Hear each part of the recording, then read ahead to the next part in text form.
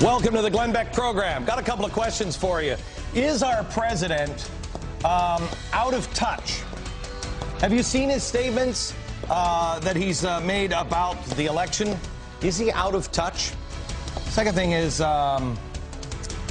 gee, have you ever noticed that they bury a lot of things on busy news days? Should we be watching The Other Hand? Well, Chalk's done, so I'm dead. And the third one is, does history even matter? Does history matter? Yes, it does. Why? Oh, you don't want to miss a second of today's show, because history makes a great deal of difference. It will show you the future if you understand the past. Join me for the rest of this hour. Come on, we got a lot to do.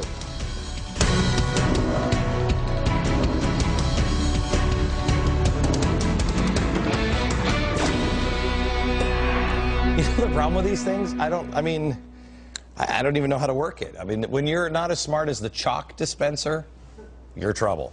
Hello, America. How are you doing? Glad you're here. Here's how President Obama summed up Tuesday's massive political earthquake in Massachusetts. People are angry and they're frustrated. Not just because of what's happened in the last year or 2 years, but what's happened over the last 8 years. I just want to make sure I understood that one. It's still George Bush. It's still George Bush's fault. He actually started the interview out with George Stephanopoulos by blaming voter anger in Massachusetts on George W. Bush. So I've been trying to do the math on this one all day, and if you could just help me out with this one. People are so mad at George W. Bush and what he did for the last 8 years that they voted for a Republican. I mean, boy, the voters are stupid. Take that, George Bush. We're going to help out Obama by voting for a Republican. That'll show you and that evil Karl Rove puppet of yours. I mean, that's like getting mad at the oil companies because of high gas prices, so you switch from Exxon to Shell. Oh, I hate those oil people. I'm going to switch next to Chevron. Hello? Stop insulting our intelligence. I mean, this guy is... He either thinks we're stupid or he is somewhere in space. He wasn't finished. There was more misdirection and phantom reasoning, if you could call it that. Not only are the voters mad at George W. Bush, but the other thing is, he was just so busy in the last year, working so hard on the business that the people elected him to take care of that, well, I mean, just listen. We were so busy just getting stuff done and dealing with the immediate crises that were in front of us that I think we lost some of that sense of reality? You know, speaking directly to the American people about what their core values are. I think that, you know, what they've ended up seeing is this feeling of remoteness and detachment.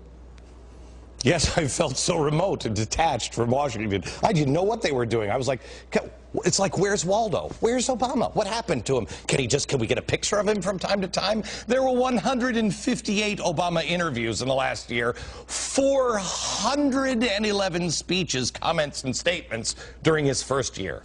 I mean, how much touch do you think we need from him? I mean, you know what? If we could have just seen him without his shirt on, then maybe, oh, whoops, we did. Okay, but maybe just an occasional photo of him with his wife, Okay, we got that too. Wow. That would have been great, huh? We just didn't see him enough. The man was every place. The only place he didn't show up in was my bedroom to personally talk to my wife and make sweet love to her. At least I don't think he did. I'm pretty sure that was John Edwards doing that, but I'm not sure yet because so far John Edwards is still denying it. What Obama either doesn't understand, or maybe he just doesn't care, is that what America is needing is a president that is maybe not a radical revolutionary who's trying to fundamentally transform America and burn the Constitution. The election of Scott Brown should give some clue to the president. Every poll taken lately should give him some clue to that.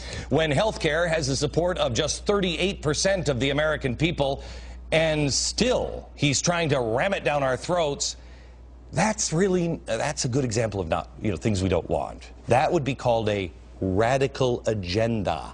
When the polls show America is a center-right leaning nation, 76% of Americans identify themselves as either conservative or moderate.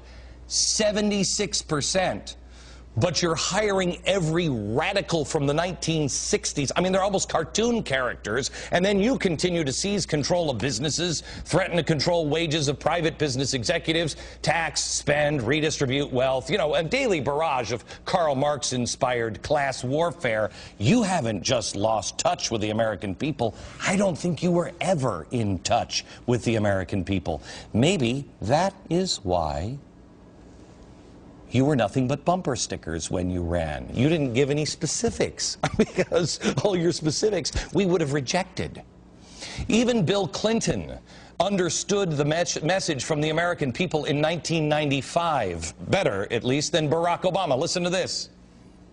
We heard America shouting, and now all of us, Republicans and Democrats alike, must say, we hear you.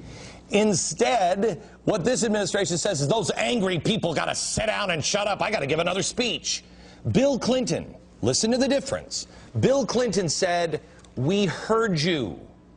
This president says, I don't think you were hearing me. I got to give you another talking to, huh? I think we lost some of that sense of sanity? Speaking directly to the American people about what their core values are. I think that, what they've ended up seeing is this feeling of remoteness and detachment. Oh, we'll all be in isolation soon, I'm sure, if we disagree. The arrogance of this administration is astounding. After September 11th, I think I did what almost every American did. I prayed. My wife and I got that night beside our bed. We kneeled down next to our bed and we prayed and we read our scriptures. And a phrase, I'm paraphrasing here, story of Babel is what we read. And in their arrogance, they built a tower to reach the sky. Boy, I thought that was about 9/11. But in their arrogance, they will be scattered. The arrogance of this generation of progressives will be their undoing. Or do they know something we don't know?